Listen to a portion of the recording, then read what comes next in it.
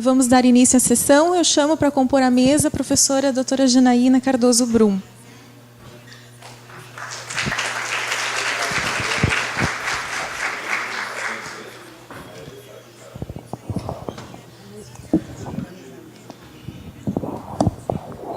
Bom dia a todos. Vou chamar, então, os componentes da mesa Análise de Discurso, Corpo e Voz. Chamo a professora Clóris.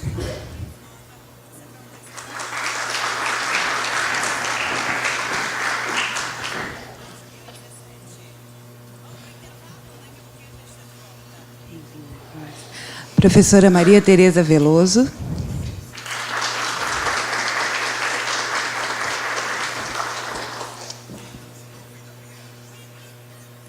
A professora Mônica Cassana.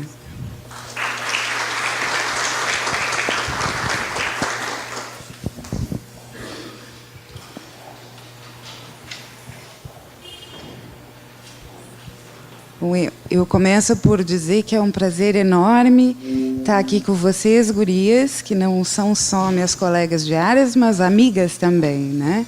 De longa data já. Fazíamos o cálculo, hoje de manhã são pelo menos 10 anos, né? Então, é uma felicidade muito grande. Eu fiz uma apresentaçãozinha rápida de vocês, do trabalho de vocês, que eu vou ler agora. A professora Clóris Duroff, que apresentará o trabalho A Voz do Aluno, um dizer que emerge do silenciamento da opressão, possui mestrado e doutorado em Letras pela Universidade Católica de Pelotas. Atualmente é professora do Instituto Federal Sul-Rio-Grandense, Campus Pelotas, onde coordena o curso de pós-graduação em Linguagens Verbo-Visuais e suas tecnologias. É esse o nome, né? É pesquisadora em análise de discurso e membro do Laboratório de Estudos em Análise de Discurso. Organizou, junto a outros professores, o livro Reflexões sobre a Prática e a Teoria em Proeja, assim como publicou diversos artigos, entre os quais Mentira e Prosódia, Marcas da Subjetividade, A Ironia no Discurso do Tribunal do Júri, um dizer marcado pela prosódia, e Discurso na fanpage Só Gordinhas, sobre a personagem Perséfone da novela Amor à Vida, isso, e juntamente com a professora Anne Turoff.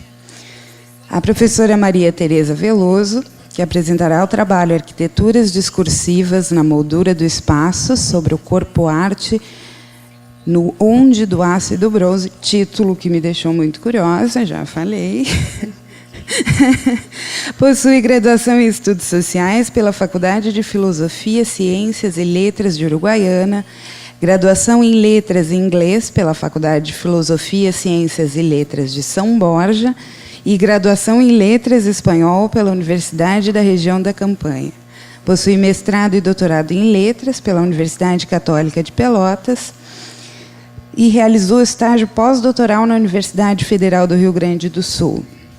Atualmente é professora da Universidade Regional Integrada do Alto Uruguai e das Missões, onde atua no mestrado em Letras, área de concentração e literatura comparada.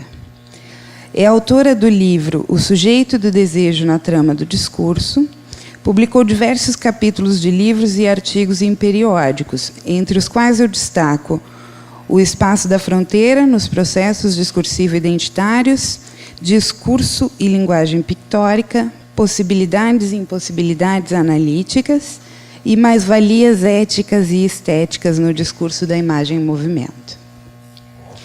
A professora Mônica Ferreira Cassana, que apresentará o trabalho Discurso, Mídia, Sujeito, Olhar para a Transsexualidade, possui graduação em Letras pela Universidade Federal de Pelotas, mestrado em Letras pela Universidade Católica de Pelotas e doutorado em Letras pela Universidade Federal do Rio Grande do Sul. Atualmente é professora da Universidade Federal do Pampa, no campus Bagé. Pesquisadora em análise do discurso, participa do GEPAD, Grupo de Pesquisas em Análise do Discurso da Universidade Federal do Rio Grande do Sul. Publicou diversos artigos em periódicos e capítulos de livros, entre os quais se encontram Linguística Textual, Enunciação e Análise de Discurso, Limites e Perspectivas para um mesmo objeto, A Relação Espaço-Tempo, no discurso, uma análise bakhtiniana sobre o conceito de memória e um corpo de entremeio, negação e resistência no discurso transexual. Bom, eu passo a palavra, então, para a professora Clóris. Bom dia a todos. Eu vou pedir desculpas, provavelmente a minha fala de vez em quando será acompanhada por uma tosse, viu? Mas isso é inevitável. Então, eu gostaria, em primeiro lugar, de agradecer o convite da comissão organizadora do primeiro SAD, a professora, minha amiga querida também, a Janaína Brum, todas amigas queridas, na verdade, foram minhas colegas, né, ou no mestrado, no doutorado, a professora Luciana Vinhas, a professora Tina, que é Cristina Zanella, e a professora Márcia Dresch, que foram as organizadoras do evento.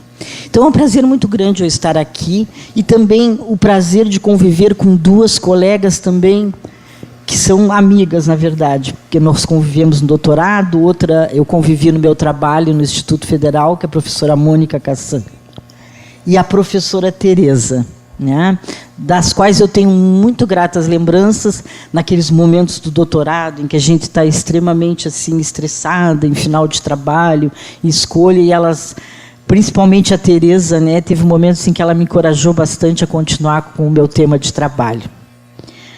Então, pessoal, eu vou começar lendo para não me perder, né, e o meu trabalho, então, como vocês viram, é a voz do aluno, um dizer que emerge do silenciamento e da opressão.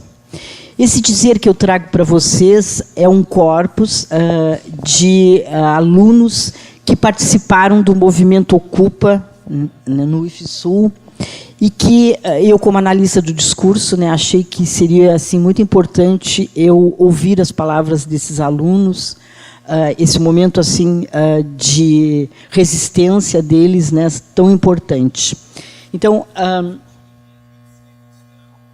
no ano de 2016, o governo federal, regido pelo presidente Temer, anuncia a PEC 241, reforma da Previdência, e a medida provisória que irá transformar o currículo do ensino médio com uma série de medidas, como a retirada de filosofia, artes e educação física, dentre outras. A medida provisória foi colocada nas propagandas do governo e por alguns setores da mídia como um fator de suma importância para a melhoria do ensino, sem buscar as informações e a avaliação das pessoas mais abalizadas para tal, docentes e discentes. Tais atos, que demonstram a arbitrariedade do governo Temer, provocaram revolta em professores e alunos, os mais atingidos pela medida provisória, colocada como a salvação de todos os problemas da educação. Como resultado da politização semeada pelos professores, os alunos de uma escola X resolveram realizar a ocupação, não só nos campos, como na reitoria. Tal discurso não poderia passar despercebido para uma analista do discurso, no momento político privilegiado em que os alunos reconheceram a importância do ato de resistir. O objetivo principal deste trabalho é mostrar como o sujeito aluno, mesmo em aparente situação de comando, ainda conserva em seu dizer uma formação discursiva que demonstra a dominação exercida pela escola. Tal constatação pode ser objeto de análise através de entrevista gravada durante a ocupação dos alunos em um determinado educandário. O embasamento teórico principal deste artigo é a análise do discurso francesa, que teve como teórico fundador Michel Pechet. Além disso, foi utilizada também a prosódia, mostrando que a voz assinala outros sentidos através da entoação, das pausas, do silêncio. Eu não poderia deixar de trabalhar com a prosódia, que, na verdade, eu trabalhei com a prosódia análise do discurso, tanto no meu mestrado quanto no meu doutorado. E acho realmente que a prosódia é produtora de sentidos, né? É necessário enfatizar que a análise do discurso direciona-se para o entendimento do modo como o objeto simbólico, o discurso, efetivado em palavras através da voz, no caso deste corpus, produz sentido, de como ele se reveste de significância para e por sujeitos. Logo, considera-se a voz o lugar das entonações do dizer, das pausas como elemento denotador de sentido. Vale trazer Piovesani para colocar uma ideia que ele coloca, que é um autor que trabalha sobre essa questão de análise do discurso e voz.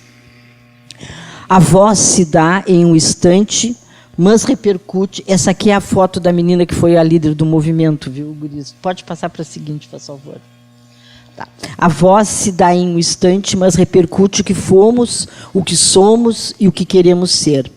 Por essas razões, a voz é signo de exterioridade e de interioridade do sujeito, pois indica feições do corpo e estados da alma implicados necessariamente na constituição, na formulação e na circulação dos sentidos na sociedade.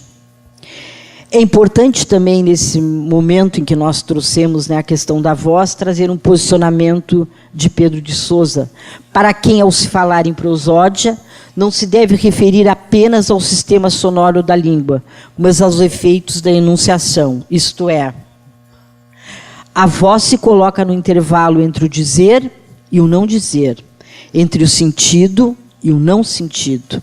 É o caso de fixar o gesto analítico no movimento em que a voz circula do sentido rumo ao não sentido, dando a ver a singularidade vocal que age na antessala, que dá para o espaço de emergência de uma subjetividade. Aí, o próprio da voz está no esquema ritmo que incide na cadeia da fala, indiferente às palavras que se arranjam sintaticamente na superfície enunciativa. Então, para o autor, a voz expressa sentido até mesmo no silêncio que instaura, impondo ao processo analítico a observação da singularidade do dizer, não só pelas palavras e pelas expressões utilizadas, mas também pelo ritmo e pela entoação. Falar é emitir sonoridades, é emitir sentidos através do ritmo do dizer. Logo, a voz é mais um elemento de análise na busca por um sentido.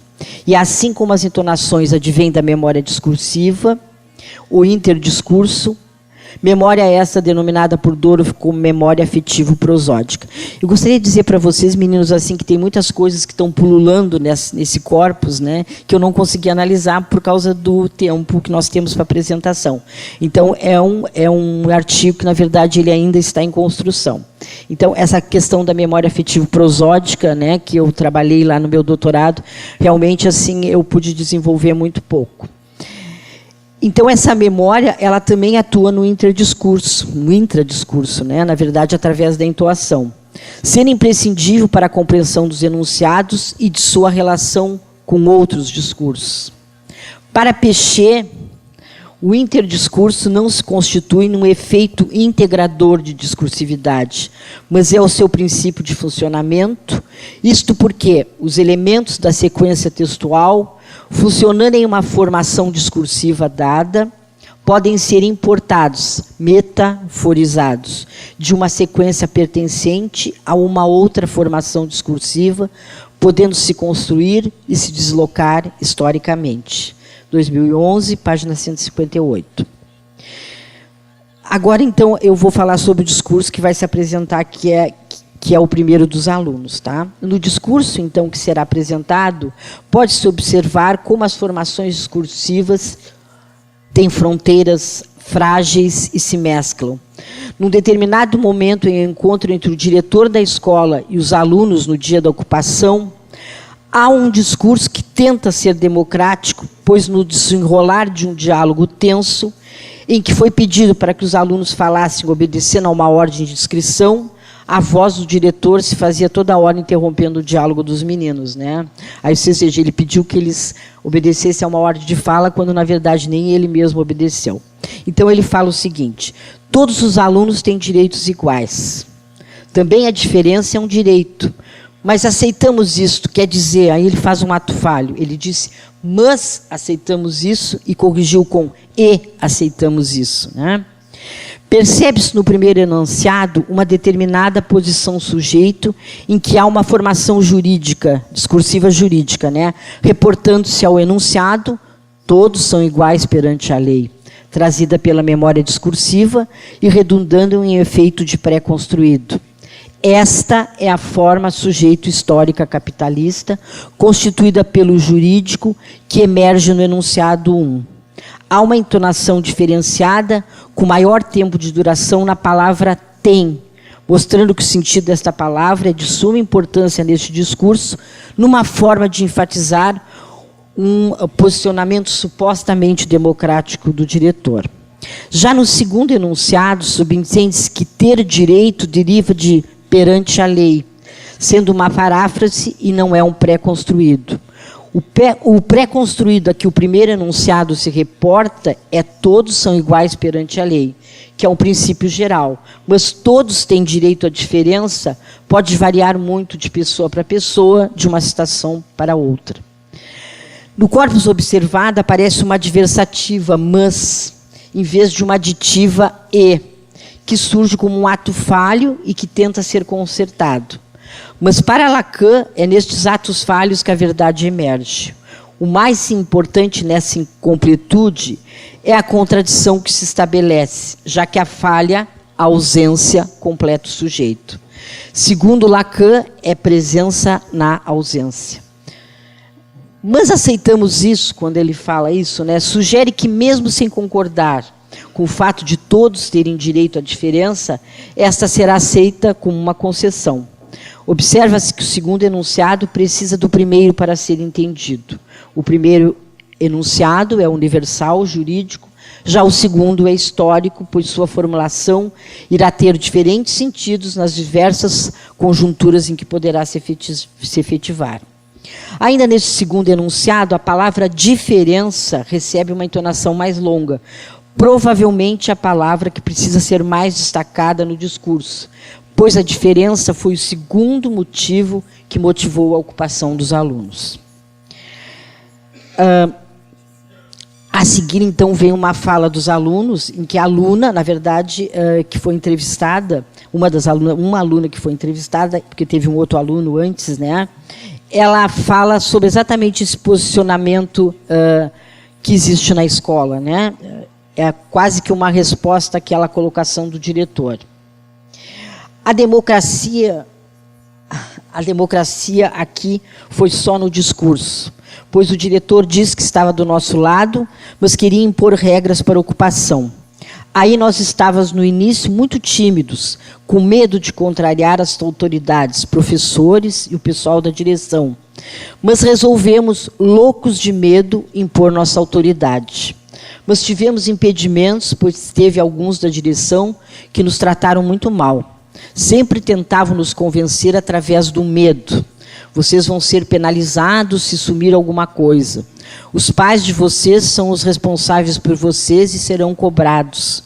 Os funcionários terceirizados não irão receber, pois estão sendo impedidos de entrar na escola e realizar seu trabalho. Eles podem até ser despedidos. Vocês vejam que é uma ameaça, assim, coitado dos alunos, né?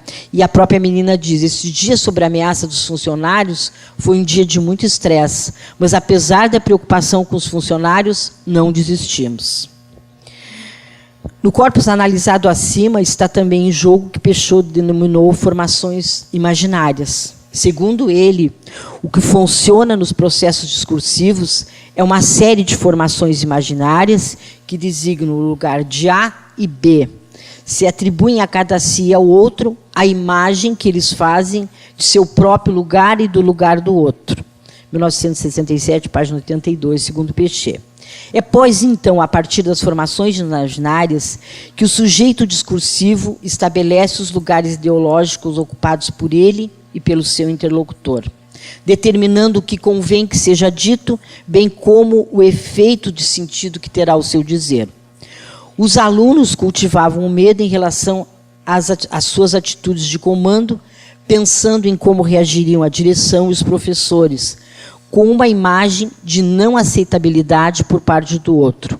Já a direção imaginou que, cultivando o medo de uma punição que recairia sobre os pais dos alunos e a culpa em relação aos funcionários, que os alunos desistiriam. Pode-se perceber que ao se abordar a forma como o poder disciplinador da escola se exerce sobre os corpos dos sujeitos alunos, fica evidente a posição desfavorecida que esses ocupam, no caso os alunos, né?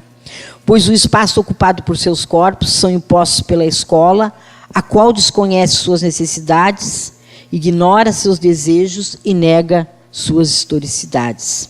Aqui cabe, então, se reportar a Foucault quando ele afirma: onde há poder, ele se exerce. Ninguém é, propriamente falando, seu titular. E, no entanto, ele sempre se exerce em determinada direção, com uns de um lado e outros de outro. Não se sabe ao certo quem o detém, mas se sabe quem não o possui. Então, 1979, página 75. Então, os saberes que envolvem o espaço o discurso... Como é que eu estou, Jana? Tá. Os saberes que envolvem o discurso do espaço escolar são criados e mantidos através dessa relação de poder escola-aluno, pois os sujeitos dentro desse espaço ocupam seus lugares e conduzem seus dizeres a partir deles. No meio social, cada sujeito ocupa um lugar que é constitutivo do que ele diz. Orlandi, 1999. Por aí estar em jogo uma formação discursiva. Portanto, então, quando o sujeito discursivo falar de um lugar que lhe confira certo poder em relação ao seu interlocutor, que é uma relação de forças, a sua argumentação será mais efetiva, tendo maior chance de persuasão. No discurso do espaço escolar, os já ditos que nele emergem dizem respeito ao saber, à obediência, à hierarquia institucional, aos direitos, deveres e punições. Retomando Orlandi, é importante explicitar que a colocação do discurso em palavras tem uma relação necessária com o político. Todo dizer tem uma relação significativa determinada pela articulação material dos signos com a relação de poder. Essas relações se definem por sua inscrição em diferentes formações discursivas que representam diferentes relações com a ideologia, configurando o funcionamento da língua regida pelo imaginário, 2001.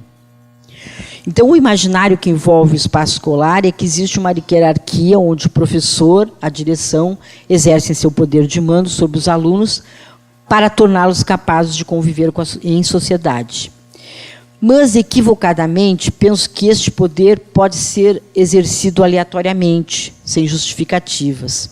Mas, na contemporaneidade, há muita informação e os alunos se comunicam, os professores também. Existem aqueles professores que são aqueles que sempre estão prontos a colocar os alunos diante das realidades, né, que eles vivenciam. Então, fica mais difícil exercer o poder. Assim, os órgãos que direcionam este poder devem ter o discernimento de que a escola também é dos alunos. Portanto, eles necessitam ver justificadas determinadas ações para que os espaços desses sujeitos, alunos, professores e direção, possam ser respeitados numa convivência em que a educação seja a prioridade principal. Meninos, só para ilustrar assim, um pouquinho, parando um pouquinho com a minha leitura, eu gostaria de dizer assim que eu tive extrema dificuldade em conseguir que os alunos conversassem sobre esse fato, porque neles persiste muito ainda a questão do temor. E eu só consegui essa entrevista porque o professor Gilney, que está lá atrás, meu colega, quem eu agradeço muito, né, ele tinha na verdade, uma aproximação com uma das alunas líderes do movimento, e aí então eu pude conversar com ela e com esse outro menino, que na verdade falou muito pouco, né, na época Então, até depois do acontecimento, eles ainda tinham o temor de falar sobre isso, né? Aí, pessoal, eu vou ter que só falar para vocês assim, não vou discursivizar usando um pouquinho da teoria. Eu gostaria que tu colocasse aquela última, assim, eu vou falar rapidinho, se a Jana me permitir, porque essa é muito importante. Até então eu tinha a ideia que o Ocupa, ele, na verdade, existiu só para combater a questão dessa PEC, dessa mudança no ensino médio. Só que, na conversa com a menina, eu pude constatar que, na verdade, era muito mais do que isso, né? Então, vejam esse dizer aí. Numa certa hora, vimos que os colegas negros estavam no movimento, mas não falavam diante de professores e direção. Quem fazia isso eram as gurias brancas. Eles ficavam na retaguarda, sem ninguém mandar, eles mesmos escolhiam seus lugares de colaboração, na cozinha, na limpeza, como algo natural que é, na verdade, imposto pela cultura. E ela falou, como é que pode? E vejo isso aqui agora. Também as meninas aqui no IF são discriminadas em alguns cursos. Desculpa, eu botei o nome, não deveria, mas É evidente. É só para não falar. São discriminados em alguns cursos, onde professores e alunos colocam que determinada atividade do currículo não é para mulher. Isso aí é antigo, né? Lá. Os gays são também discriminados por alguns cursos. Um curso fez uma musiquinha dizendo que lá só havia machão, não havia boiola. Então resolvemos também colocar à frente do Ocupa uma menina negra, a mais corajosa, que é aquela menina que eu trouxe para vocês, né? E colegas gays. Ainda é pouco, mas já é um começo. E ainda dizem, né, professora, que ela diz para mim que todos têm direitos iguais. Aí ela se reportou aquele dizer do diretor de toda uma vivência, né? Então, eu vou só ler rapidinho que eu coloquei. Né? Ali, nesse discurso percebe-se hesitações, interrogações, silêncios que mostram o não dito. Isto é, a perplexidade diante de determinados procedimentos que denotam a desigualdade. E aí fica assim distribuído o trabalho como uma coisa natural, né? Uns no trabalho braçal e outros intelectual. Isso assumido pelo próprio grupo que é minoria, né? Assim como o preconceito em relação às mulheres e gays, tão arraigado na sociedade capitalista que, mesmo hoje, ainda com todas as lutas e conquistas, persiste. A liderança do Ocupa, ao dar-se conta da perpetuação dos preconceitos praticamente colocados em prática pelos próprios prejudicados, como se fosse algo natural e despercebido, realiza um pequeno passo para modificar tal postura. Isto trouxe alguns impactos negativos, como a perseguição por parte de alguns funcionários que viam no movimento uma forma de trazer a promiscuidade para dentro do educandário. Então, pessoal, só para então eu vou, para não atrasar mais, né, eu vou aos considerandos finais, então. Então, lá no final eu digo assim, para tentar fazer um gesto de conclusão, diria que no discurso desses sujeitos, através de suas vozes, percebe-se formações discursivas, silêncios e hesitações prenhes de sentido, que demonstram o quanto é difícil defender e lutar uma determinada ideia, mas principalmente impor autoridade, comandar em um espaço em que cada sujeito discursivo tem seu lugar explicitamente delineado, definido. Posições sociais hierárquicas são ocupadas para determinar. Assim, a escola mostra-se, como explicita Althusser, em 1985, como um dos aparelhos ideológicos do Estado, direcionando comportamentos, usando o discurso do medo para calar e submeter. Foucault é trazido para essa discussão ao dizer que o poder se embasa em uma hoje está horrível. Uma coisa homogênea, vou dizer assim, que caracteriza a lei e norma para igualando o poder dominar. Também no corpus recortado para análise, palavras ficaram marcadas prosodicamente por uma entonação diferenciada, denotando alguns sentidos diferenciados na voz que se faz ouvir. No entanto, esse discurso, apesar de tudo, se faz presente numa forma de resistência contra as vozes que o querem calar, impondo a opressão, e os silêncios do discurso do Ocupa é prenhe de sentidos, significa mais que o dizer, eclodindo por detrás das palavras. Obrigada, pessoal.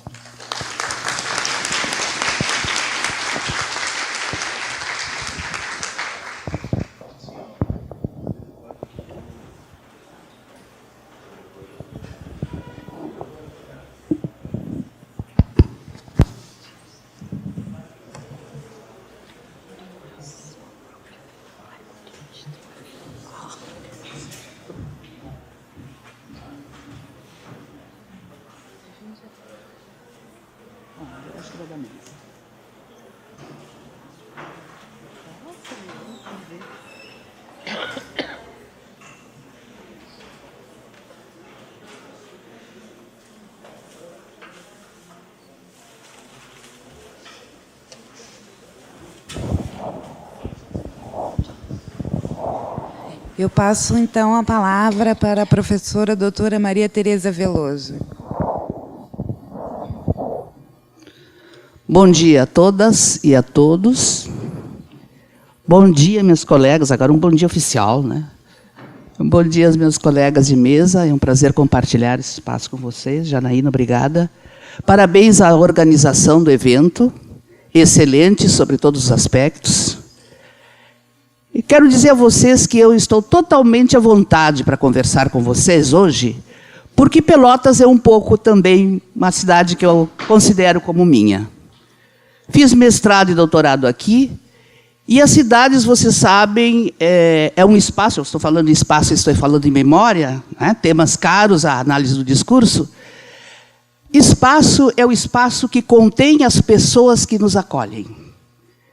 Independente de onde nós estejamos e que espaço geográfico ocupemos, a presença das pessoas que nos acolhem é que caracteriza, adjetiva esse espaço.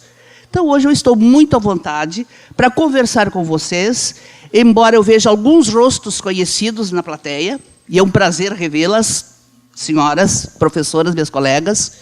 Eu cito aqui a Silvia, eu cito a Marilei, eu cito a Roseli, eu cito também o Gilney, meu colega também lá de Passo Fundo, inclusive, né, de outras conversas, outros discursos analisados.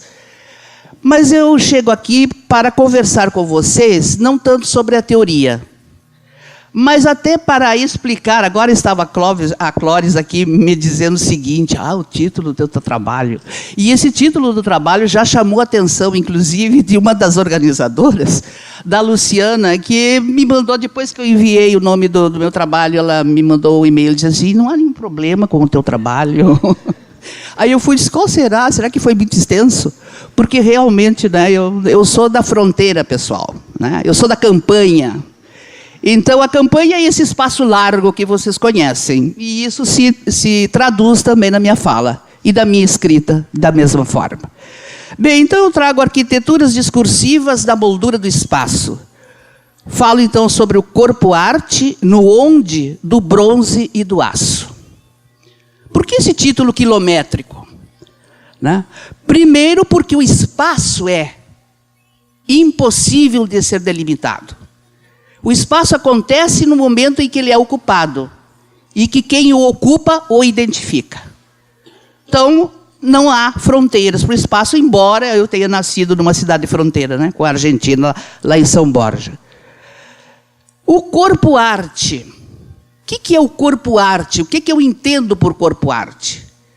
Para mim, a arte é a transfiguração da vida cotidiana.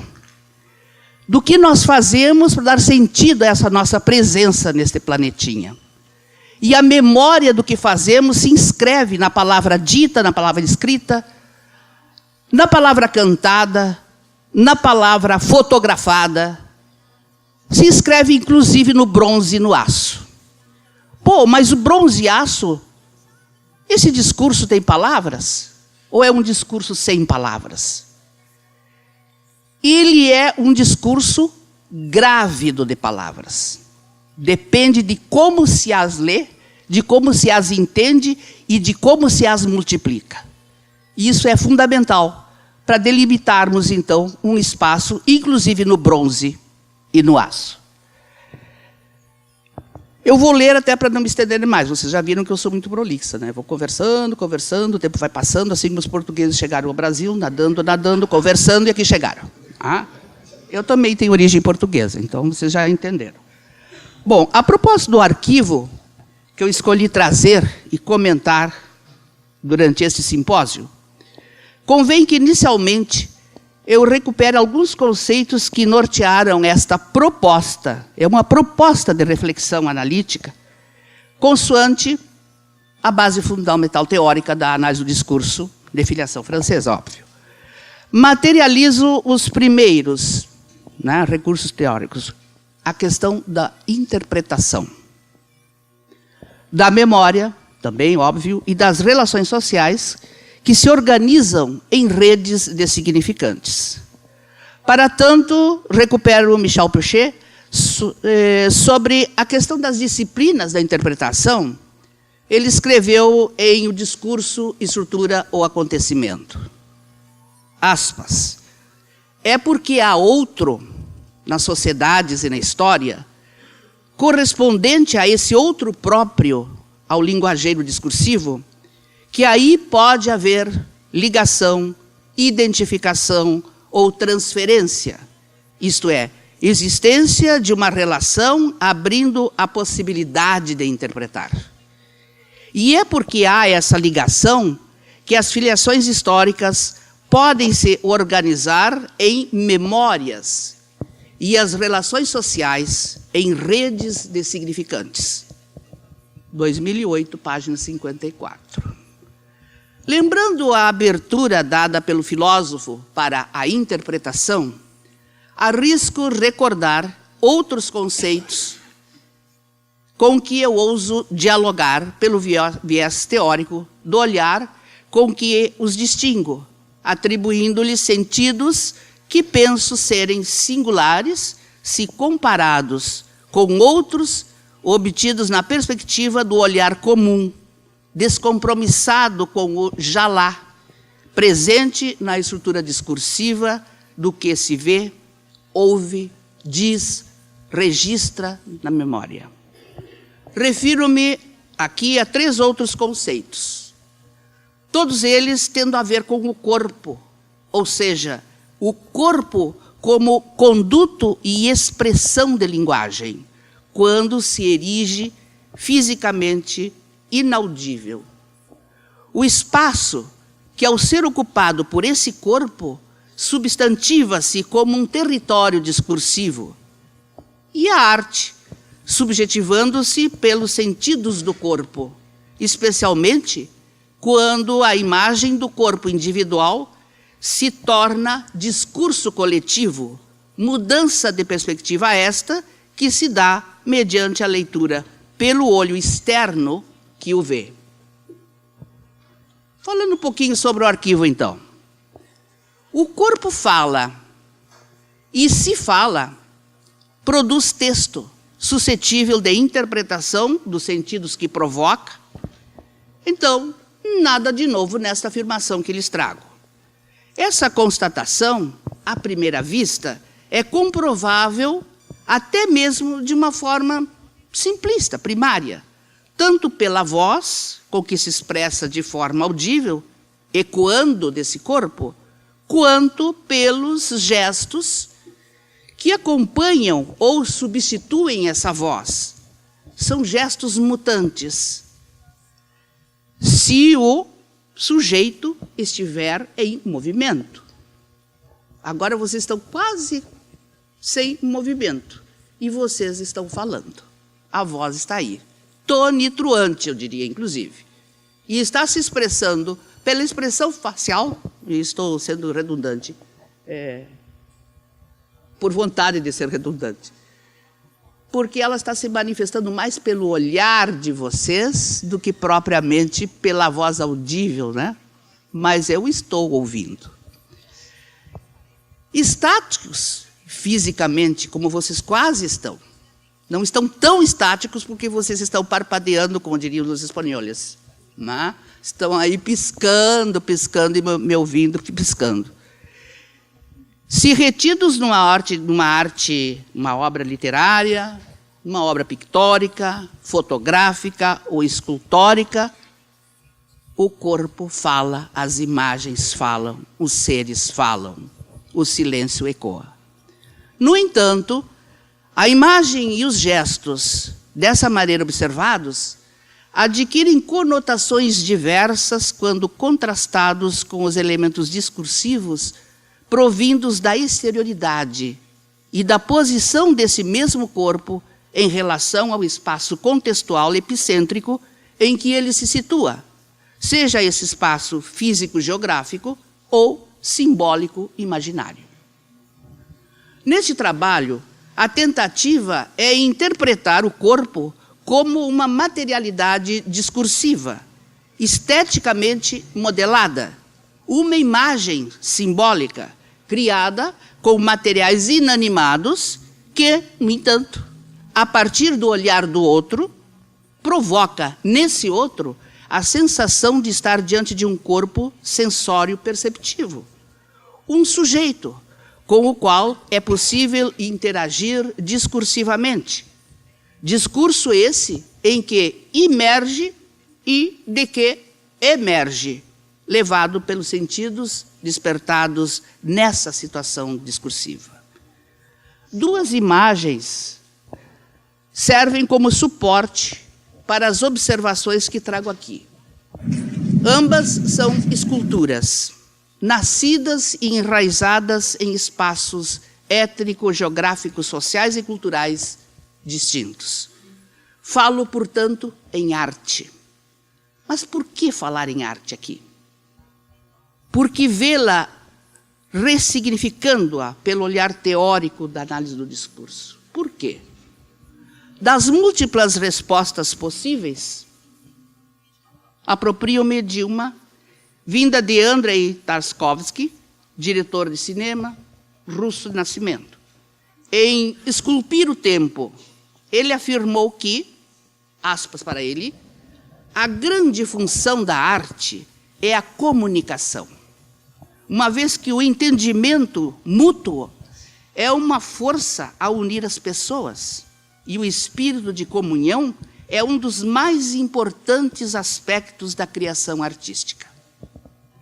Ao contrário da produção científica, as obras de arte não perseguem nenhuma finalidade prática.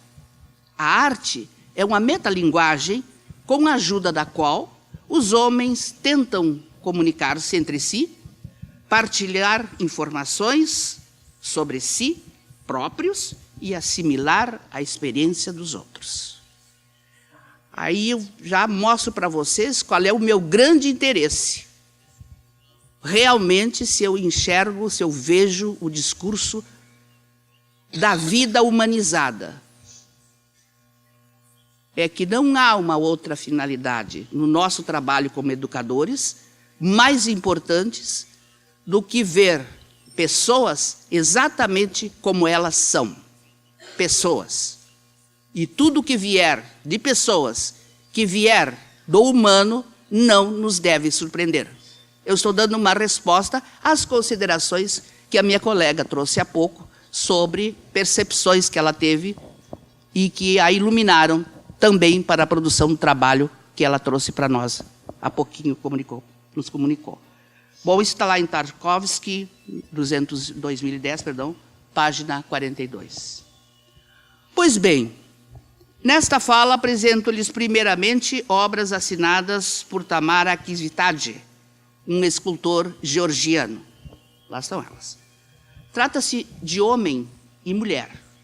2 esculturas em aço, com 8 metros de altura, que se abraçam diariamente na cidade costeira de Batumi, na Geórgia. As obras representam um jovem muçulmano, Ali, e uma princesa georgiana, Nino, personagens de um famoso romance, Ali e Nino, de 1937. Escute o detalhe da data. Pense na memória. É a obra essa, Ali e Nino, do escritor Azerbaijão Kurban Said, que é um pseudônimo de Lev Mussimbaum. Trata-se de uma trágica história de amor que se conclui com os amantes separados pela invasão da Rússia soviética. As estátuas começam a mover-se todos os dias, pontualmente, às 19 horas, fundindo-se num abraço e um beijo que as tornam um só corpo. Após 10 minutos, o momento esse fica completo. Eu não sei se deu para rodar ali. Deu para rodar? Se está rodando, estão se aproximando, né?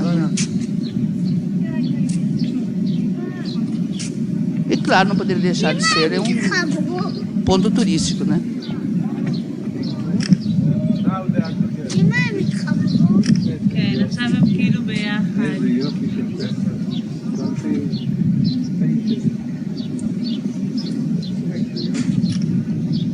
כמה מחשבה יש פה, אה?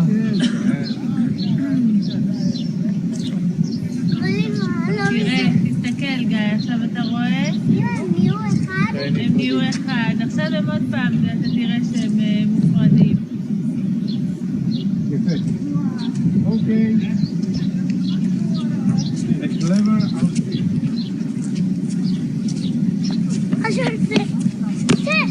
É isso aí. Os 2 corpos que se aproximam, se unem e tornam-se um só. Essa imagem pode ser analisada também por quem trabalha com gênero. Vocês veem que a prevalência, o que fica, é a imagem feminina. Não por acaso, de onde todos nós nascemos, do útero materno. Não é do útero paterno, que chega para inocular em nós a semente da vida. Mas se a terra não for legal, não vai vingar. Então é importante fazer essas considerações também, né? Vocês me perdoem, eu vou ser mais que coloquial. Tá? Eu estou em casa com vocês. Quando fulano comeu Beltrana, não foi fulano que comeu Beltrana. Foi Beltrana que comeu fulano. Está? É a ideia, não para nós colocarmos as coisas nos devidos lugares. Né? Darmos uma resposta séculos e séculos, né? de uma interpretação que vem, claro, né? junto com quem a criou, exatamente. E nisso tem muito da cultura judaico-cristã, né? Que é patriarcal, para dizer o mínimo, né? Desde sempre. Então é bom que a gente, de repente, coloque as coisas nos devidos lugares. Bom. A segunda obra que lhes trago para ilustrar esta apresentação, acho que tá ali, é também uma escultura, óbvio. Trata-se de obra assinada pelo dinamarquês Jean Glachot. Denominada Peso da Justiça, mostra uma senhora, dá para passar? Aí. Uma senhora desnuda, robusta, já envelhecida, né? Ela tem o corpo deformado pela flacidez. Apoiada com a mão esquerda em um galho seco, longo e ondulado, que lhe serve de cajado, ela representa a justiça, tal como demonstra a balança de 2 pratos, com que ocupa a mão direita, mas que é menor, inclusive, que o volume dos seios, né, da imagem da justiça. Então, cabeça pequena, rosto miúdo, sobre um corpo avantajado, segue ela levada nos ombros por um esquálido cidadão, pernas magérrimas à mostra, de pés descalços, que lhe suporta o peso sem perceber o olhar alheio e distante da sua passageira. Quem somos nós diante da justiça? E essa é uma pergunta iluminada pelo atual momento político que nós estamos vivendo no país. Então é importante saber, vislumbrar estas mensagens e esses discursos para nós atendermos ao que o mínimo que a sociedade espera de um analista de discurso. Que saiba enxergar o que está diante de si com uma outra luneta que não é essa da aparência externa, fortuita e passageira, mas daquela outra que te ilumina o que está por baixo das ações que te mandam fazer, embora o verbo talvez não venha com essa força. Não nos mandam fazer, nos sugerem, abanam mãozinhas por trás dos microfones e nos dizem que é o melhor para o país. Mas não nos consultam, não nos indagam, não querem saber o que nós pensamos e o que nós desejamos como algo a ser feito. Não ouvem o nosso discurso, não lhes convém ouvir. Exemplo mais claro ainda, as licenciaturas estão descendo a colina nesse país. E entre elas, a licenciatura em letras. Por quê? Porque é a única licenciatura que forma cidadãos com pensamentos críticos sobre a realidade, que conseguem ver além de um palmo na frente do seu próprio nariz. Então não convém esse tipo de discurso que nós fazemos, da conscientização do nosso papel social. Pessoal, eu tenho 70 anos, eu não parei de trabalhar desde os 17 anos. E trabalho com o maior prazer em letras. Não vejo a nossa profissão apenas como ganha-pão, mas também como uma obra social que nós temos obrigação de levar adiante. E eu lhes trago agora um outro exemplo muito prático da experiência que estou vivendo agora. Eu estou coordenando o mestrado em letras da URI no campus de Frederico Westphalen. Nós temos campus, a nossa universidade tem campus em Erechim, em Santo Ângelo, em Santiago, no próprio Frederico, óbvio, e extensões em São Luís e Cerro Largo. Somente o curso de letras de Frederico Westphalen é o que persiste. Os demais todos desceram a colina. Por que eu estou ainda nessa briga? Porque é necessário que se preserve um bem que é justamente o que auxilia na compreensão do momento histórico que se vive. E lá naquela minha região onde eu estou, não sou de lá, eu sou da fronteira, sou de São Borges, sou missioneira. Mas naquela região ali do Alto Médio Uruguai, não há um outro curso para formar consciência crítica. Se nós fecharmos o nosso, é menos uma porta e é menos uma voz a ser ouvida. Quando eu trago essa experiência pessoal, é para pedir também a vocês, que vocês vejam a nossa profissão como algo de participação social pela mudança que nós precisamos ter. Precisamos humanizarmos-nos cada vez mais. E os cursos de letras fazem isso, nos ajudando a ter uma visão crítica sobre aquilo que nos querem fazer engolir à força. Desculpem, mas eu precisava dizer isso para vocês. Ao trazer, então, essas 3 esculturas como materialidades significantes e ilustradoras desta minha fala, apresentei-lhes imagens icônicas, inscrições materiais de memórias discursivas que assomam ocupando um espaço que, a partir delas, passa a existir. Criadas a partir do imaginário do sujeito discursivo artista, as esculturas mostradas revelam corpos que desafiam a noção de espaço, como nas estátuas Homem e Mulher, de Tamara Gisvhart, e nestas imagens são materializadas em aço e animizadas pelo movimento mecanicamente criado pelo escultor, que as movimenta uma em direção à outra.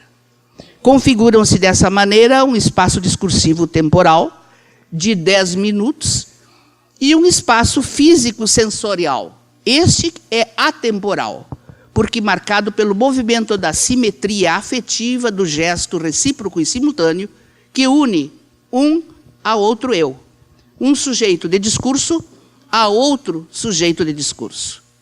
E importa notar também que essa imagem, a primeira que vocês viram, né?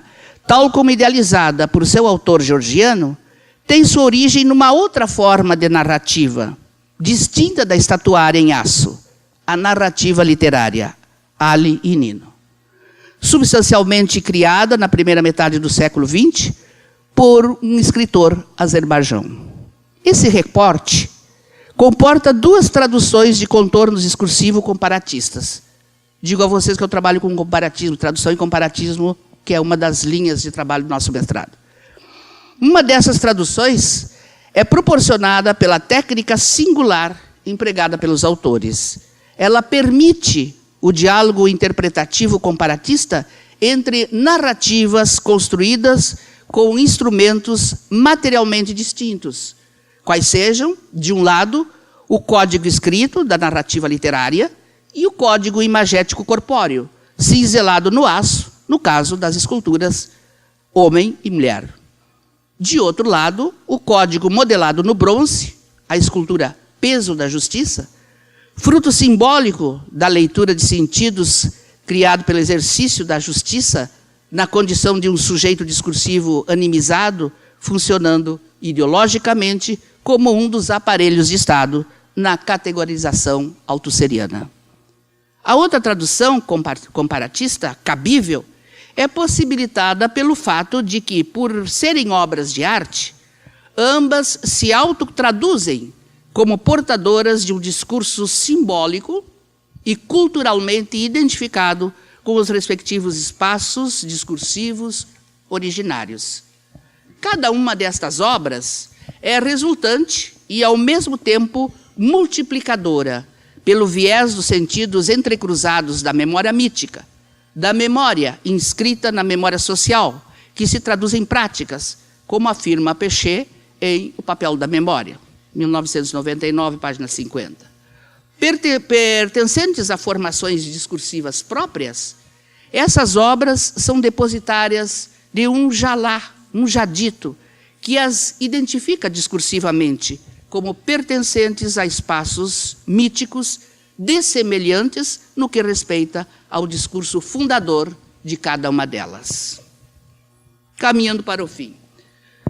Neste caso, ao se materializarem diante do analista do discurso na figura de corpos esculpidos com aço e com bronze, essas práticas são vistas numa dupla dimensão, a de corpos biológicos e de corpos culturais, como nos lembra Greiner, 2005, recordando que, abro aspas, não é apenas o ambiente que constrói o corpo, nem tampouco o corpo que constrói o ambiente.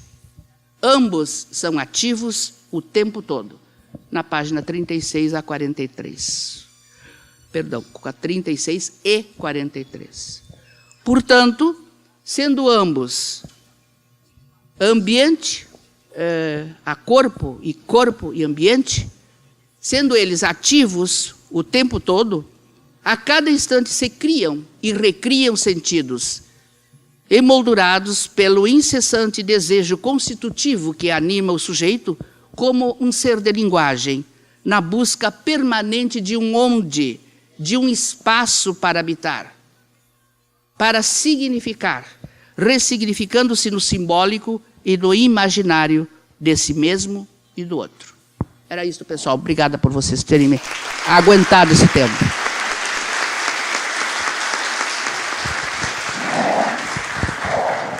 Obrigada, professora Maria Tereza. Eu passo, então, a palavra à professora Mônica Cassana.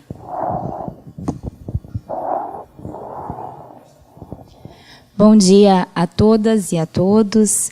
Eu gostaria de começar minha fala primeiro agradecendo o convite para participar, dizendo que é uma satisfação muito grande estar aqui hoje entre as minhas queridas colegas, a Janaína, e parabenizar todos aqui do evento, a Luciana, a Tina, a Jana e a Márcia, por estar nos proporcionando esse espaço hoje de conversa. Dizer que é uma satisfação também estar retornando a Pelotas, a minha casa, e a universidade também, onde eu me graduei, a Universidade Federal de Pelotas, dessa vez trazendo um pouquinho mais de bagagem que eu vou tentar compartilhar aqui com vocês. Então, eu começo a minha apresentação intitulada Discurso, Mídia e Sujeito, Olhar para a Transsexualidade, dizendo que este trabalho se configura como a produção resultante das reflexões formuladas no âmbito do projeto de pesquisa Corpo em Discurso, Gestos de Análise e Interpretação no Arquivo Midiático, que eu mantenho na Universidade Federal do Pampa, no campus Bagé, junto às bolsistas Jael Custer e Márcia Lopes, a quem eu gostaria de agradecer muito pelas reflexões aqui que eu trago para vocês hoje. Há algum tempo, venho dedicando minhas pesquisas para entender a articulação entre corpo e discurso, mais especificamente o corpo e o discurso de sujeitos transexuais. Assim, deslizando dos estudos de gênero, passo a tentar compreender como o discurso desses sujeitos está em constante construção e transformação no âmbito da análise de discurso de linha francesa, tal como formulada por Michel Pechet. O nosso acesso ao discurso desses sujeitos ocorre através da mídia. O corpus de análise se constrói a partir de nossos questionamentos, de forma a entender como esse discurso circula socialmente. Por isso, lançamos nosso olhar para a transexualidade, mas também tentamos olhar a transexualidade, em uma tentativa de apreender os sentidos que se constroem nesse discurso a partir de nosso gesto de interpretação, que também é um gesto de olhar. Ao olhar para a transexualidade, nos detemos nos discursos sobre, no discurso que a mídia constrói sobre o sujeito. Ao olhar a transexualidade, tentamos pensar em como o sujeito transexual se vê através da mídia, estudando se o olhar nos dá pistas, indícios de um real, de um sentido que escapa às relações dominantes. Nesse sentido, a mídia passa a ser um local privilegiado de observação e questionamento do discurso que aí se produz. A mídia constrói um discurso sobre esses sujeitos que se torna o reflexo de um discurso que circula socialmente e que se complementa. A mídia passa a espelhar o sujeito e o sujeito se espelha na mídia. Observamos que os discursos sobre os sujeitos transexuais E aqui eu gostaria de fazer um breve parênteses para dizer que eu uso o artigo "o sujeito transexual", pois eu me refiro essencialmente à categoria de sujeito do discurso, tal como definida por Péchet. Como esses discursos estão sendo construídos pela mídia de forma a constituir sentidos pretensos de verdade sobre esses sujeitos. Assim começam as indeterminações e deslocamentos entre as designações confusas ainda, identidade de gênero, orientação sexual, sexo biológico, as quais são tomadas como se fossem equivalentes, como se fizessem referência a modos de subjetivação iguais. É necessário, então, que os nós dessa trama sejam desfeitos. Trabalhamos assim com o discurso de sujeitos que se identificam com outro gênero. Esses sujeitos nasceram um determinado sexo biológico, mas se identificam de uma forma diferente. Podem, dentro do domínio da medicina, através das denominadas cirurgias de redesignação sexual, modificar seus órgãos genitais e característicos de determinado sexo. Podem requerer aos aparelhos jurídicos a mudança de nome sem necessariamente fazer a cirurgia. Contudo, entendemos que a identificação desses sujeitos com outro gênero já lhe provoca a angústia do não pertencimento, de um deslocamento identitário que socialmente é tratado como da ordem de um impossível. Esses elementos já se tornam suficientes para pensarmos esse sujeito, como esse sujeito se constitui através do seu discurso. Portanto, desfeitos os nós e feita a trama sobre a qual desenrolaremos essa reflexão, passamos a falar sobre como as condições de produção midiáticas trabalham na propagação ou não desses discursos, atuando como um espaço discursivo, entendendo, conforme Grigoletto, que, na passagem de um espaço empírico para o espaço discursivo, o lugar social que o sujeito ocupa numa determinada formação social e ideológica, que está afetada pelas relações de poder, vai determinar o seu lugar discursivo através do movimento da forma sujeito e da própria formação discursiva com a qual o sujeito se identifica. Assim, de acordo com cada espaço discursivo midiático, falar sobre a transexualidade será produzir efeitos de sentido diferentes que podem estabelecer imagens diferentes, modos de subjetivação diferentes a respeito desse sujeito. Falamos aqui sobre o corpo de sujeitos transexuais em condições de produção midiáticas, mais especificamente propagandas de produtos cosméticos veiculados para a venda no Dia da Mulher, 8 de março, nos anos de 2016 e 2017. O que pretendemos observar aqui é como a mídia influencia as posições de sujeito e o consumo, a ponto de não sabermos determinar quem é mercadoria, corpo ou produto. Então, primeiramente, eu trago alguns elementos para pensar o olhar na análise de discurso. Courtine nos alerta para o olhar sobre o corpo. Ele afirma que há corpos que provocam um estranhamento, perturbam o nosso olhar. O autor chama atenção para as formas de olhar para o corpo, afirmando que, através do olhar e de algumas construções linguísticas, palavras proibidas, eufemismos, repetimos um discurso normatizador sobre o corpo do outro. Assim, as sociedades constroem um discurso paradoxal sobre os corpos desviantes. É preciso aceitá-los, porque todos somos iguais, mas ainda assim fica registrada a perturbação do nosso olhar. Isso quer dizer que o olhar é o primeiro acesso ao corpo outro, ao corpo do outro. É pelo olhar que constatamos a adesão do sujeito a determinado gênero. É pelo nosso olhar que entendemos a posição do outro.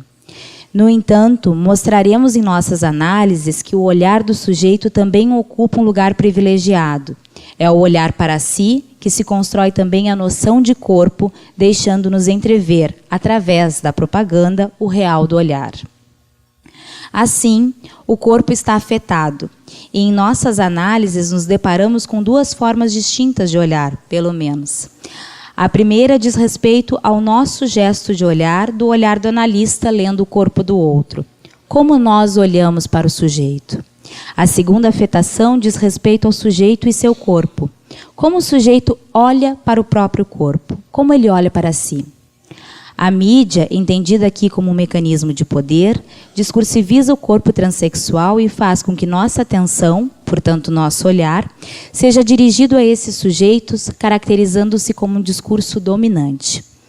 Para a análise que propomos, nos fundamentaremos em dois conceitos elementares da análise do discurso. O conceito de sujeito, que não deve ser confundido com o de indivíduo, pois essa noção relaciona-se com uma posição em um discurso, e o conceito de ideologia, que se relaciona com as formas que esse sujeito se posiciona no mundo, a qual, de maneira inconsciente, a sujeita e se faz presente no discurso. Esse conceito, ainda que não seja referido de forma direta nessa fala, está na trama do dizer do outro, pois é a ideologia que determina nosso olhar, lembrando Péchet, que diz que a ideologia fornece as evidências pelas quais todo mundo sabe o que é um soldado, um operário, um patrão, uma fábrica, uma greve, etc. Evidências que fazem com que uma palavra ou enunciado queiram dizer o que realmente dizem e que mascaram, assim, sob a transparência da linguagem, aquilo que chamaremos o caráter material do sentido das palavras e dos enunciados. Sabemos, através de nosso olhar, o que significa em nossa sociedade, o que significa ser mulher em nossa sociedade e como esse olhar está ideologicamente afetado por aquilo que estamos determinados a ver. No caso dos sujeitos trans, nosso olhar se confunde a nos interrogarmos: quem é? Homem ou mulher? Além da noção de ideologia, tal qual formulada por Péchet, a questão do olhar também faz convocarmos Lacan quando este fala sobre a esquise do olhar. Cito: em relação às coisas, tal como constituída pela via da visão e ordenada nas figuras da representação, algo escorrega, passa, se transmite, de piso para ser sempre nisso certo grau elidido. É isso que se chama olhar. Considerando a pertinência desses elementos, procederemos à análise de dois recortes de campanhas publicitárias que circularam nas redes sociais, ou seja, são as materialidades que significam e que trazemos aqui hoje. Em nossas análises, nos deparamos com corpos fortemente marcados por significantes que insistem a revelia do sujeito aparecer.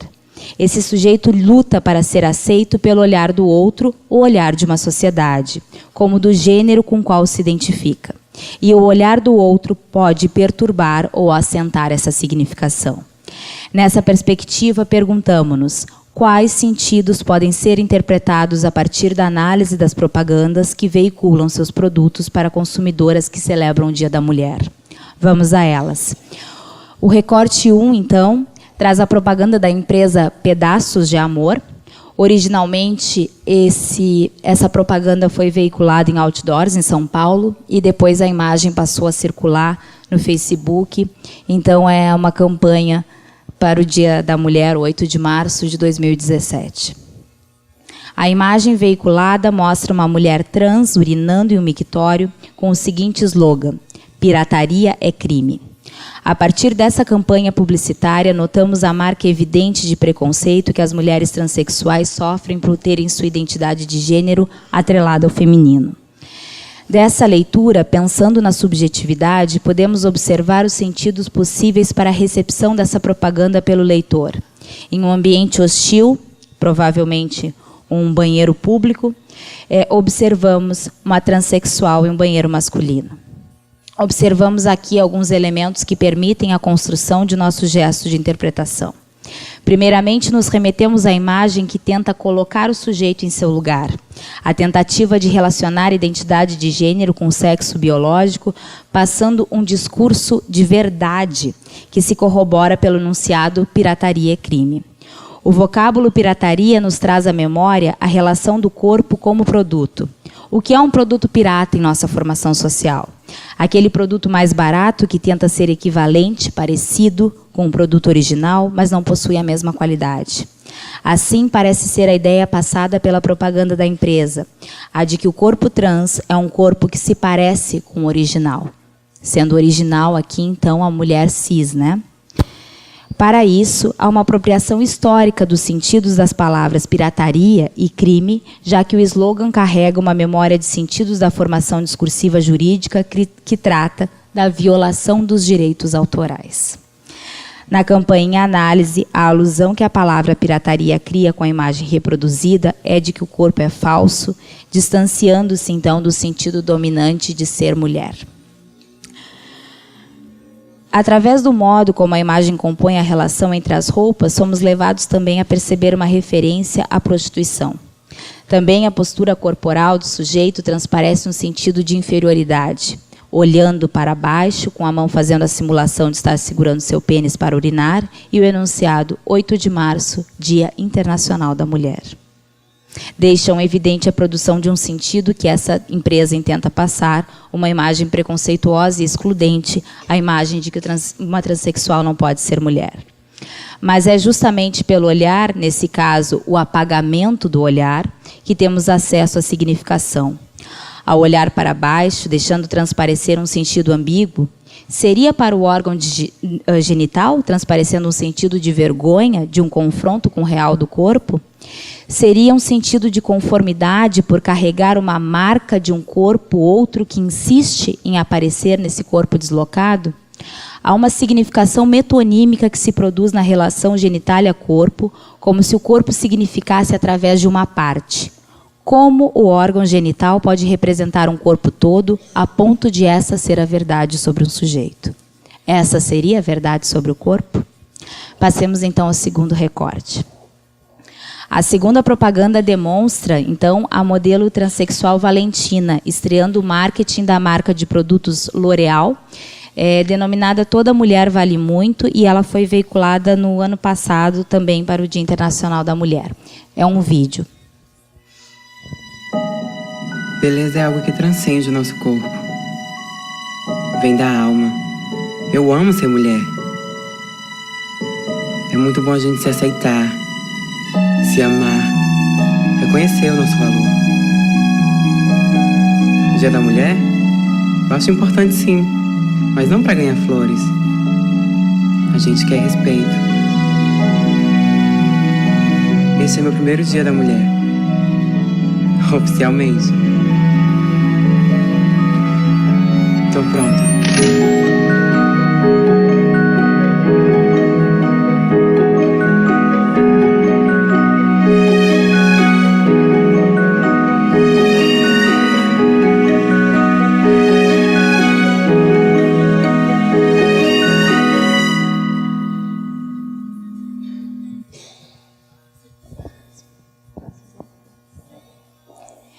O vídeo inicia com o sujeito em frente ao espelho. Metonimicamente vai demonstrando cada parte do corpo. Os cabelos sendo escovados, o cotovelo, as mãos, o rosto sendo maquiado, os lábios sendo pintados, os brincos, a face, a roupa. Essas imagens pormenorizadas são refletidas no espelho, que passa a demonstrar o todo, o que nos leva a pensar em como o corpo vai sendo constituído por cada uma dessas partes. E aqui um atravessamento de um discurso científico, biológico-científico muito forte, que mostram a beleza da mulher, valorizando a delicadeza de suas características. O olhar nesse vídeo tem uma presença especial. Diferentemente do recorte 1, o sujeito olha para um espelho e não para baixo. Há um enfrentamento de si, diferentemente do olhar envergonhado de sua condição, como podemos perceber no primeiro recorte. Assim, o sujeito olha a si no espelho, pois esse é um outro modo de se dizer. No recorte 2, ainda temos o sujeito colocado em um quarto limpo e organizado com seus pertences de beleza. Enquanto a imagem passa, ouvimos a voz de Valentina. Beleza é algo que transcende o nosso corpo. Vem da alma, eu amo ser mulher. É muito bom a gente se aceitar, se amar, reconhecer o nosso valor. O Dia da Mulher, eu acho importante sim, mas não para ganhar flores, a gente quer respeito. Esse é o meu primeiro Dia da Mulher, oficialmente. Tô pronta. Valentina afirma que está pronta, pronta para as câmeras, pronta para ter sua imagem fotografada, para ter seus documentos de identificação relacionados com a sua nova identidade, a identidade de gênero. O jogo de olhares permanece, o sujeito se vê nas câmeras, nós vemos o sujeito através da tela. Em seguida, lemos o seguinte texto. Valentina é uma mulher transgênera e esta é a foto de sua nova carteira de identidade. finalmente como Valentina, 8 de março, Valentina vale muito, toda mulher vale muito. Em um primeiro momento, pensamos no vocábulo transcendência, discursivizado pelo sujeito trans. A beleza transcende o corpo e o corpo transcende o gênero. A transexualidade transcende o gênero ao pensarmos na relação do prefixo trans, que indica além de. O corpo, o modo de subjetivação, transcende qualquer designação possível, o que mostra o quanto os sentidos da transexualidade são impossíveis de serem apreendidos. Ao dizer que a beleza vem da alma, o sujeito, porta-voz da marca, determina um território que nos lembra da relação entre corpo e alma. Em Foucault, encontramos, cito, uma alma habita o homem e o leva à existência. Ela mesma é uma peça no domínio exercido pelo poder sobre o corpo. A alma, efeito e instrumento de uma anatomia política, a alma, prisão do corpo. A relação corpo e alma consiste em o sujeito colocar-se em um lugar de sujeição como se a alma dominasse o corpo. A alma imaginariamente é colocada em uma posição superior, quase divina, em que se retoma uma memória cristã de um sujeito cindido entre o corpo e a alma. Ainda Foucault nos lembra do governo das almas, o poder da igreja que, através da penitência, levaria à salvação.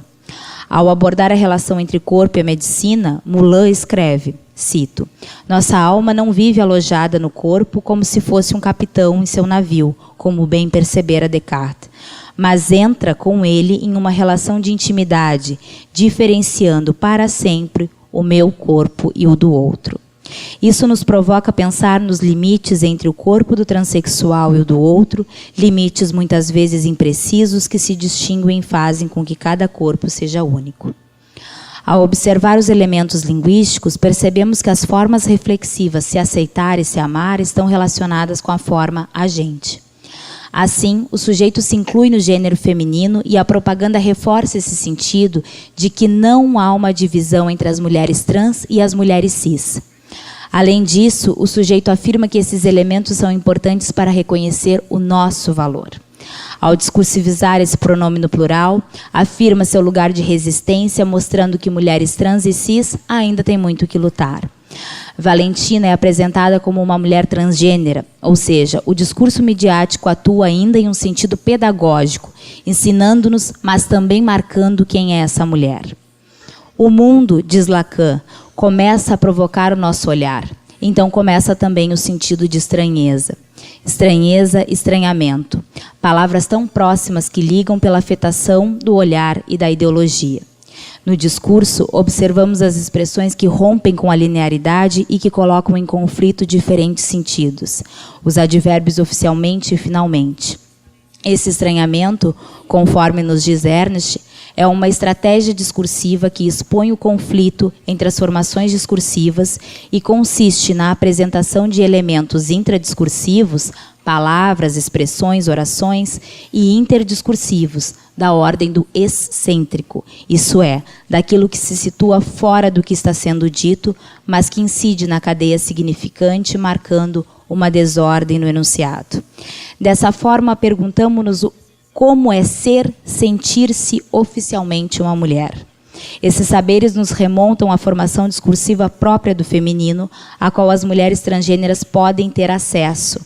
Vale ter em mente que estamos falando de uma modelo que representa um ideal de beleza que se faz pertinente às mulheres trans, mas também às mulheres cis.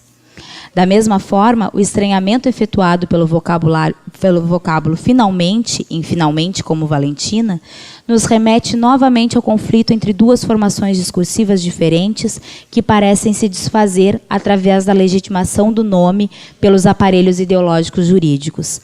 Finalmente está relacionado à autorização para a mudança de nome e os novos documentos que legitimam o nome e a existência desse sujeito, como se fosse o dia em que oficialmente se torna, de fato, uma pessoa do gênero feminino. Mas também nos leva a questionar a hipótese de que, se esse sujeito não houvesse trocado seus documentos, poderia ser considerado uma mulher pelo discurso midiático?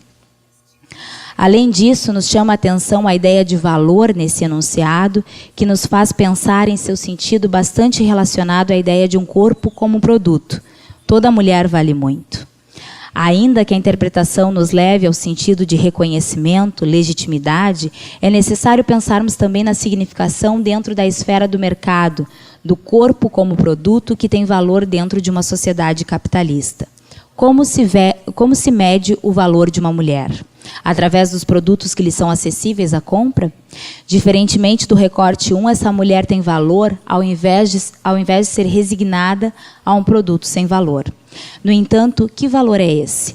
Quem são os discursos que legitimam esse saber? Optamos por não encerrar este texto aqui, mas por descerrá-lo. Isso é, abri-lo a novos questionamentos, já que trabalhamos na fluidez de tempos, de gêneros e de olhares. Pensamos sobre como o discurso do corpo se produz na mídia. A mídia trabalha na circulação de grandes discursos dominantes que confundem o corpo com um produto de acordo com as necessidades do mercado. Entendemos nas análises que o recorte 2 mostra uma campanha publicitária que respeita e integra a mulher trans através da valorização dos elementos discursivos presentes, que valorizam o olhar e a palavra, colocando a mulher no lugar que dela deve ser legitimamente, o lugar de toda mulher. Já o recorte 1 desrespeita essa mulher, tenta colocá-la no lugar de mercadoria, de produto sexual. Há uma estigmatização dos corpos, como se houvesse uma clivagem entre a mulher de verdade e a mulher que a publicidade considera ilegítima, pirata. No entanto, pensamos sobre os resquícios deixados pelos itens linguísticos oficialmente e finalmente, que a partir do nosso olhar de estranhamento, nos provocaram a pensar em quais mulheres estão contempladas pelo pronome todas e da circulação do discurso em condições de produção midiáticas fortemente relacionadas a outros discursos dominantes, como, por exemplo, o jurídico.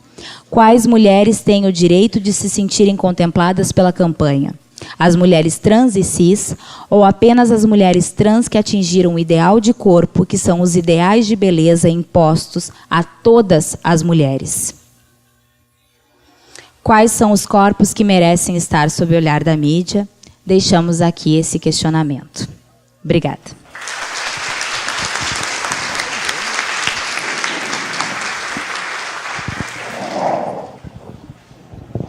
Obrigada, Mônica. Nós temos aí um tempo ainda para questões, né? As participantes da mesa.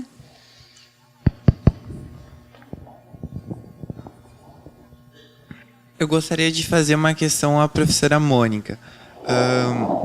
Você poderia falar um pouquinho sobre como você busca teorizar a questão da identidade dentro da AD?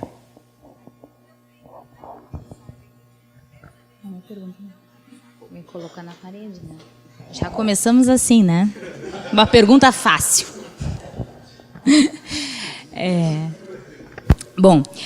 Os estudos de gênero, eles têm uma concepção de identidade um pouquinho diferentes do estudo da análise do discurso, né?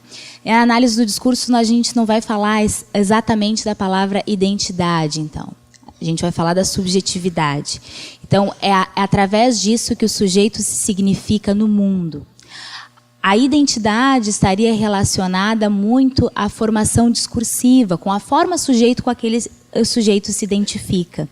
Então, por isso que a subjetividade está fortemente determinada pelas relações com a ideologia. A identidade, ao meu ver, em outros estudos, ela pode ganhar outras nuances, assim, outras relações. Então, é por isso que eu marco o trabalho, porque sempre foi uma tarefa árdua, deslizar ele dos estudos de gênero, porque daí ali dentro dos estudos de gênero a identidade é concebida a partir de outros autores. Okay? Então, eu tomo, claro, de empréstimo o termo identidade de gênero, porque é ele que, ao meu ver, legitima esse sujeito no mundo, na nossa formação social, mas eu procuro, então, trabalhar com essa noção de subjetividade ou de formas de subjetivação para entender como ele se subjetiva no discurso. Não sei se eu respondi. Tá bem, obrigada.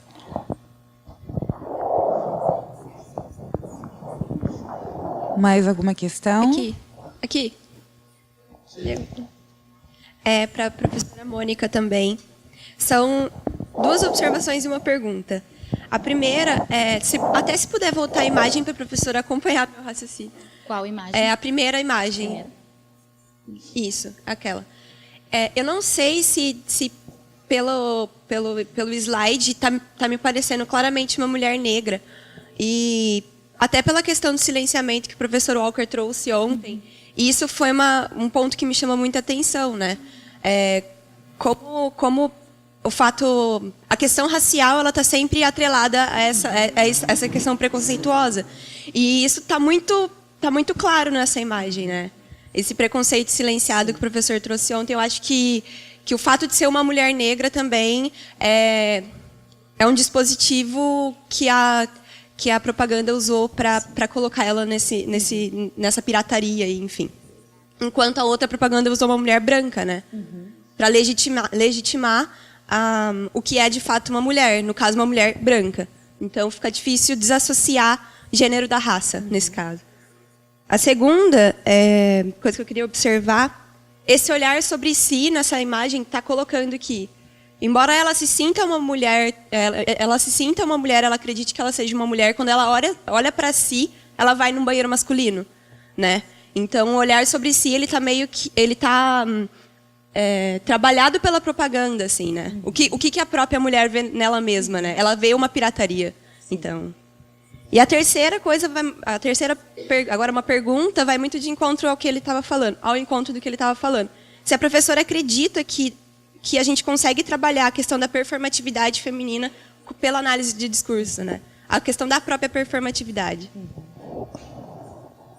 Obrigada. Como é que é o teu nome? Amanda. Esses 2 recortes, então, um recorte de raça e um recorte de classe também, eles entram muito fortemente, assim. Esse trabalho ele começou em março, quando começou o ano letivo, então o projeto teve início, teve andamento. Então, ele não é um trabalho pronto, e aqui eu quis trazer, então, esses elementos que nós já havíamos analisado, mas sem dúvida, um recorte de raça e de classe precisa ser trabalhado aqui, porque a gente está falando de uma marca desconhecida e uma marca amplamente conhecida e de acesso a poucas mulheres, né? Não são a todas as mulheres que podem comprar um produto da L'Oréal. Ok? Obrigada pelas suas considerações.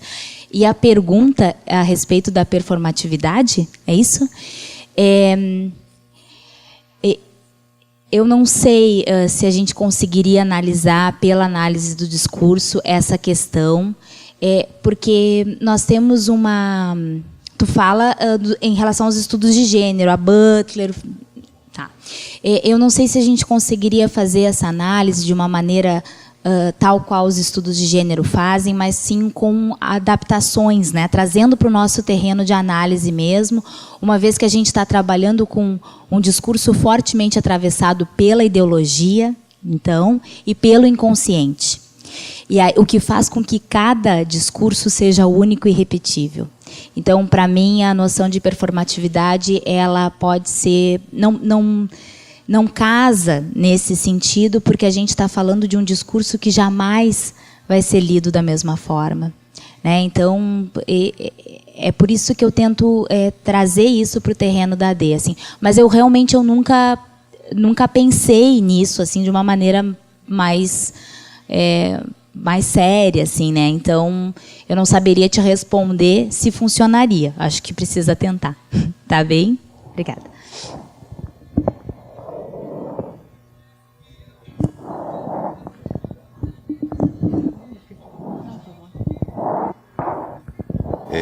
Olá, Mônica. Eu queria dizer assim, uma primeira observação, prazer em conhecê-la, né? Na verdade, nós somos colegas de universidade, mas de campos diferentes.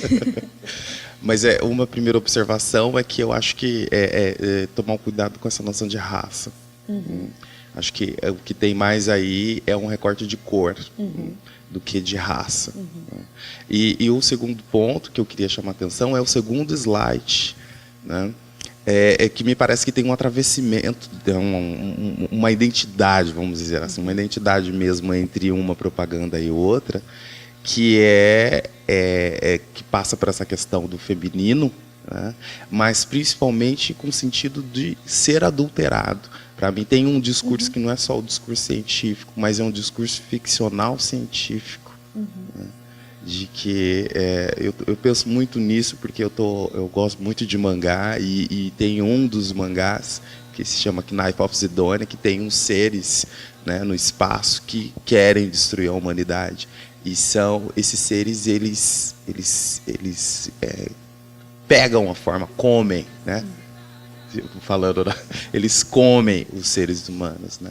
Então me parece que o transgênero ali ele tá nesse sentido ficcional científico. E aí que eu leio uma metáfora no que você está trazendo, naquele arranjo metonímico que a propaganda vem trazendo, vem uma metáfora que está lá. Estou pronta, né? Valentina é uma metáfora, né? Valentina é uma mulher transgênero. Isso é uma metáfora. Eu acho que talvez você possa avançar nesse caminho aí. Inclusive tem o Valentina, Vale como uma mulher. É extremamente interessante como a propaganda construiu essa metáfora a partir desse arranjo metonímico que culmina num efeito aí de metafórico.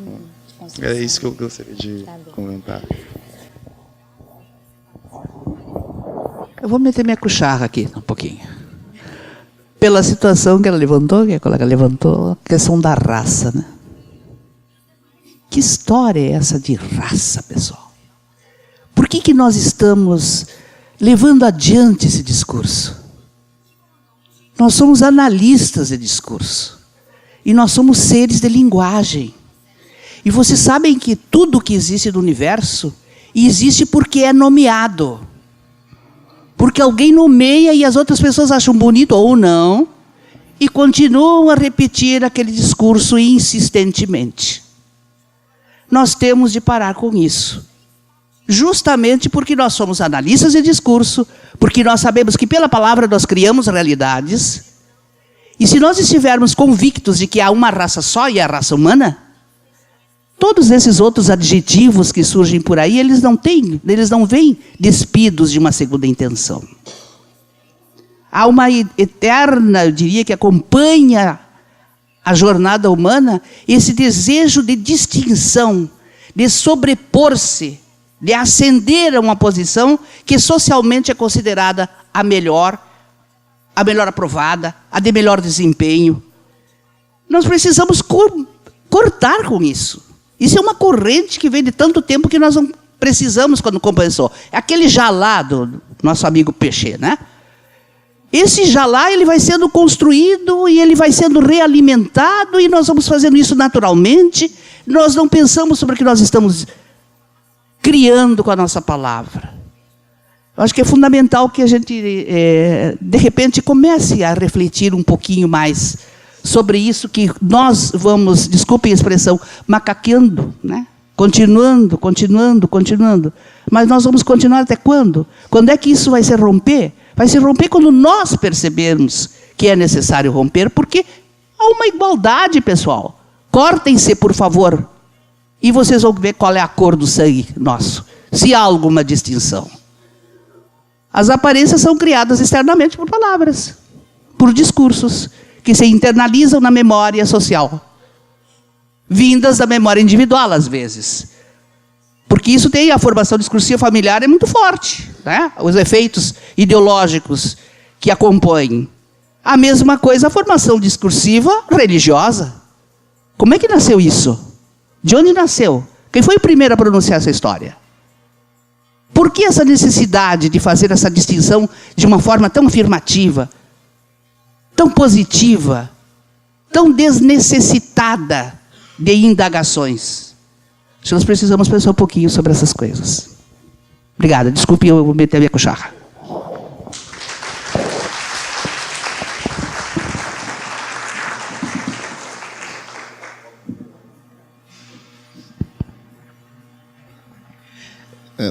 Bom dia. Eu acabei vendo só as duas últimas falas, mas achei que a mesa foi brilhante nessa coisa de trabalhar o corpo em análise do discurso, né?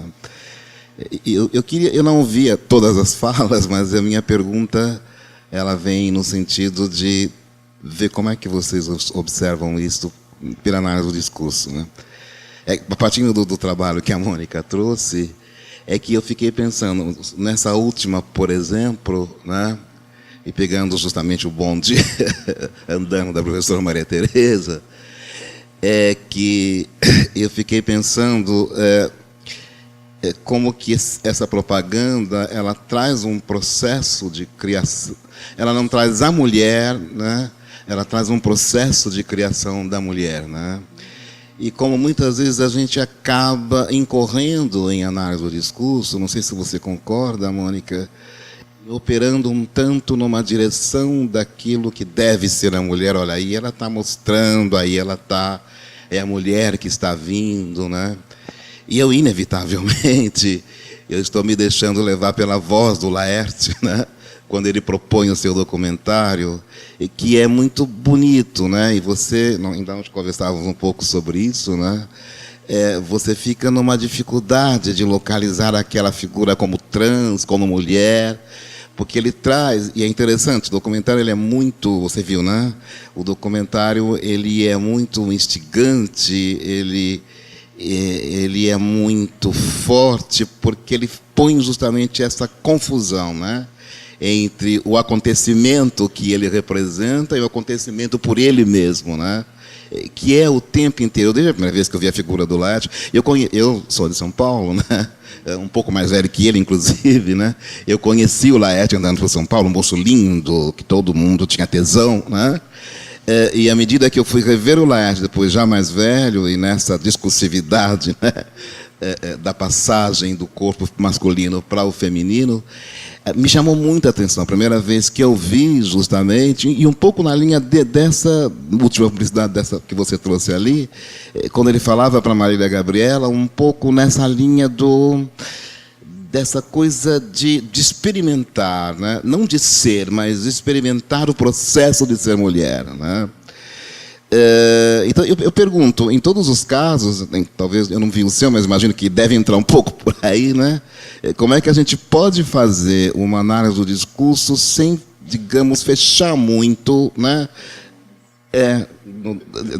Você entende? Justamente ligando com o que a professora Maria Tereza trouxe de maneira muito bonita, essa coisa do corpo-arte, né? Obrigada, professor, pelas considerações, mas uma das questões que eu penso, então, e que foi o que eu defendi na minha tese também, é esse impossível, e aí o "in" vai entre parênteses mesmo, né? Porque é o impossível do corpo, né? Do corpo não poder se adequar a todas essas designações. Não precisa. Mas a gente acaba fazendo, tem essa necessidade, a necessidade da língua de nomear. Né? E isso essa necessidade de designação, né, de interpretação constante para a gente poder entender o que está acontecendo no mundo. Então, é por isso que eu defendo essa ideia do impossível, né, como uma ordem do impossível, porque esse discurso ele não vai se bastar no binarismo do homem e mulher, jamais, né? Já acabou essa... Então, eu penso por isso. E sobre essa construção, que o professor Walker também falou, é justamente o que eu tento pensar nesse ideal de beleza que é para todas as mulheres, né? A Valentina vem representar, então, uma mulher que, para todas nós, ela é um ideal. Todas nós somos confrontadas com isso diariamente. A ideia de ter que ser magra, de ter que ser bonita, de ter que ter o peito grande, a bunda grande, etc. e tal. Então, ela vem para dizer assim, olha, eu ocupo esse lugar. Mas eu gostaria de saber, e evidentemente eu acho que não é o nosso escopo aqui na análise do discurso, mas se fosse uma mulher operária, se fosse uma trans, uma cabeleireira, uma mulher que tivesse um resquício de barba, um resquício como Laerte, ela estaria contemplada nessa propaganda? É esse o questionamento, né? Não sei, Tereza.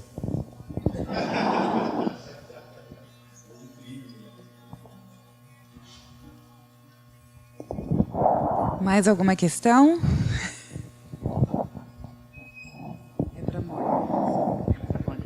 Tô nervosa. É para Mônica. Eu li essa tese porque tem muito a ver com o que eu estou pesquisando no projeto de pesquisa da Jana, que é sobre discurso de ódio na mídia.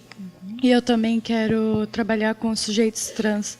Só que eu vou fazer a partir de uma série de comédia sobre as piadas, que é a única maneira que as pessoas trans aparecem na série, que são sempre mulheres. Queria falar sobre duas coisas. Sobre as definições, que é uma coisa que você fala muito, dessa confusão com orientação sexual e gênero. E uma coisa muito interessante de se observar é, tipo, na própria série, a legenda e tipo, o inglês e a legenda em português não são equivalentes. Por exemplo, no inglês é muito usado, pelo menos na série de comédia, é usado muito a palavra tranny, que seria tipo traveco, que a gente usaria como traveco. Só que na legenda já aparece drag queen, muitas vezes, transformista. No mesmo episódio, se usaram as duas legendas para a mesma mulher. Primeiro apareceu drag queen e depois apareceu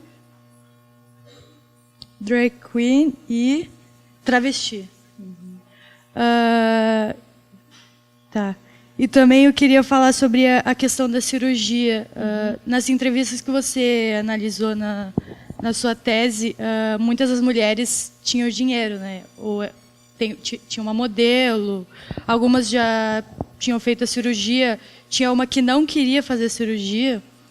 E também tem uma questão econômica envolvida nisso tudo, porque muitas mulheres não têm dinheiro para fazer cirurgia e é um processo muito complicado, principalmente aqui no Brasil. E também queria falar sobre como, pelo menos na mídia, as pessoas trans, elas não têm voz, pelo menos na série, tipo, elas só reproduzem, tipo, tem muito a piada de que a mulher trans é um homem e a própria mulher trans dizendo que é um homem, quando isso não aconteceria na realidade. E é a única voz que as pessoas têm. E aí eu também acho que o interessante de trabalhar com a série é a questão da comédia, que tipo, as risadas é uma maneira de reforçar, de ver aquilo realmente como alguma coisa engraçada. Então, eu queria perguntar, não sei, talvez, como é que eu posso envolver a questão econômica relacionada à cirurgia. E também, quando a mulher relaciona, né, com a alma, ser mulher, acho que é isso também. Algumas mulheres não querem fazer cirurgia porque elas não acham que precisam disso para serem reconhecidas como mulheres. Amanda, né? Não? Amanda é a de trás. Rafaela. Natália. Natália, são várias considerações. Rafaela. Até se depois... Oi? Rafaela, desculpa.